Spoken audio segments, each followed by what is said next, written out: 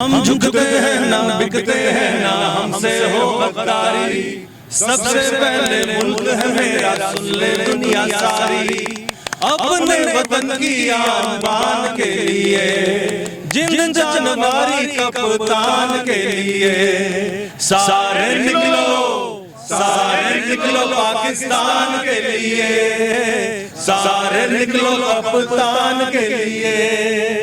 जी अस्सलाम वालेकुम सर। वालेकुम सलाम। सर कैसे हैं आप? करम अल्लाह के साथ। सर आज के सानिया के बारे में आप क्या कहना चाहेंगे? दरअसल बस यही है कि हम लोग हमेशा से बोलते आ रहे थे इन लोगों को कि इमरान खान जो है वो हमारी रेड लाइन है, पीटीआई की नहीं, इस कौम की रेड लाइन है। इन्होंने वो रेड लाइन आज क्रॉस कर ली है। इंशाअल्लाह ताला अब हम लोग सिर्फ खान के फाइनल डिसीजन पे बैठे हुए हैं। जैसे हमारे लीडर ने हुक्म करना है, हमने इस मुल्क को जाम कर देना है। हमने इस तरह इन इम्पोर्टेड हुकूमत के साथ और जो हम पे मुसलत की गई है इनके साथ हम इस मुल्क को नहीं चलने देंगे। सर आपको क्या लगता है कौन करवा सकता है, किसकी साजिश हो सकती है? बिल्कुल सबको पता है ये अमरीकी साजिश है पीछे से, और जो उनके हैंडलर्स हैं और ये बाकी जो ये तो सब कठपुतलियाँ हैं, इनकी तो कोई औकात इनके अपने मोहल्लों में नहीं रह गई है, तो इनकी क्या औकात है। लेकिन है तो बदमाश, तो ये इन्होंने ही करवाया है और सारी दुनिया के सामने अब आया हो चुका है किसने करवाया। कोई छुपी हुई बात नहीं है। ये लोग अभी तक 80s और 90s में रह रहे हैं, ये 2022 चल रहा है। इसमें बच्चे से पूछ लो, एक छोटे से बच्चे को, सबको पता है कि कौन है क्या है। मसला आता है कि जब आप ये इस तरह की चीज़ें होती हैं तो अपने मुल्क की बदनामी हो रही होती है, जिसकी बंदा रिफ्रेन कर रहा होता है चंद चीज़ों से। लेकिन अब तो सब आया हो गया, अब तो इंशाल्लाह रेजिग्नेशंस का हम वेट करेंगे। सर आप क्या कहना चाहते हैं? बिल्कुल, जो हमारे मरकज़ी प्रेसिडेंट जनाब शाहजमान आल सर बात की है, बिल्कुल वही जो मैं कहना चाहता था वो सब बातें इन्होंने की हैं। ये जो आज का जो एक्ट हुआ है, इंतहाई बुज़दिलाना और मुनाफिकाना ये हरकत की गई है, क्योंकि वो जानते हैं कि इमरान खान रोकना मुश्किल नहीं, अब नामुमकिन हो चुका है। क्योंकि पाकिस्तान में एक एक घर में एक एक बच्चे के दिल में इमरान खान साहब बसते हैं, ठीक है।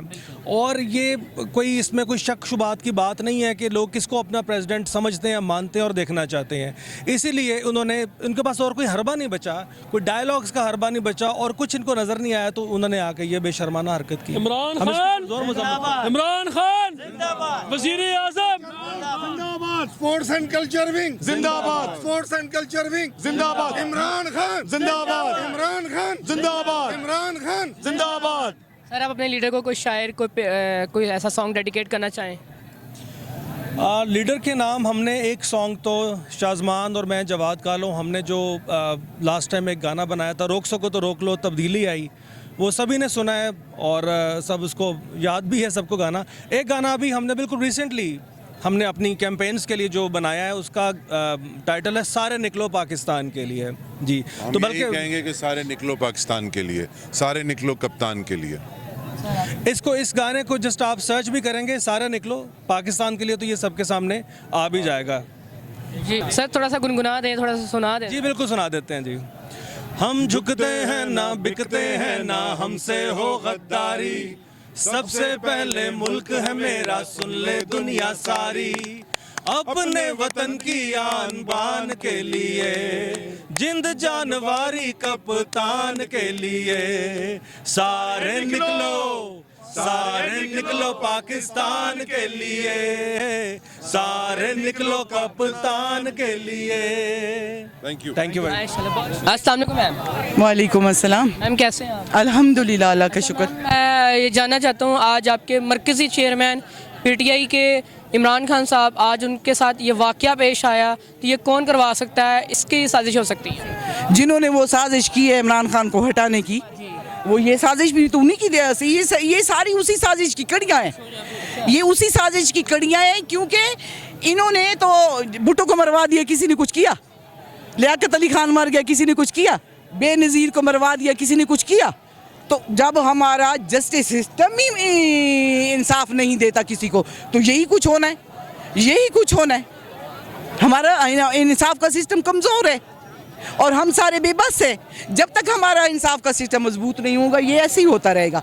और इंशाअल्लाह अगर अब भी हमारा इंसाफ का सिस्टम मजबूत ना हुआ ना, तो अवाम वैसे ही निकलने को तैयार है जैसे श्रीलंका में हुआ था ना। ये आखिरी हल लगता भी वही है ना, ये याद रखना। अच्छा मैम मुझे ये बताइएगा, इमरान खान साहब हॉस्पिटल में और उनका ये कहना है कि हम दोबारा मार्च जो है स्टार्ट करेंगे कल से, तो मैम ये आपको क्या लगता है कि आगे कहाँ तक जाएगा? अगर इमरान खान कहते हैं ना कि दोबारा मार्च शुरू करेंगे कल से, जो पहले नहीं जा रहे थे ना, वो ये कह रहे थे ना कि हम इमरान खान ने हमें कहा था कि मैं अब इस्लामाबाद पहुंचूंगा तो हमने फ्रेश होकर जाना था ना। अब हम कल से, अगर इमरान खान कहता है ना कि मैं कल से आ रहा हूँ, हम सारे पाकिस्तान से कहते हैं कि निकलो पाकिस्तान की खातिर, निकलो पाकिस्तान में अपनी आने वाली नस्लों की खातिर ना, वरना ये क्रिमिनल लोग जो बैठे हैं ना, जिन्होंने ये 70 साल से डुगडुगी बनाई हुई थी ना, हमारा सियासत में कोई ताल्लुक नहीं है, हमारा सियासत से कोई ताल्लुक नहीं है, नको नक सियासत में डूबे हुए हैं, नको नक सियासत में डूबे हुए हैं ना, ठीक है। और इन्होंने कठपुतली बना दी हुआ है, खुद डुगडुगी पे अमेरिका की नाचे हैं तो ये समझते हैं 22 करोड़ आवाम भी नाचेगी। No, absolutely not. कोई पाकिस्तान की 22 करोड़ आवाम चंद बिके हुए लोगों के अलावा डुगडुगी पे नाचने को तैयार नहीं है ना।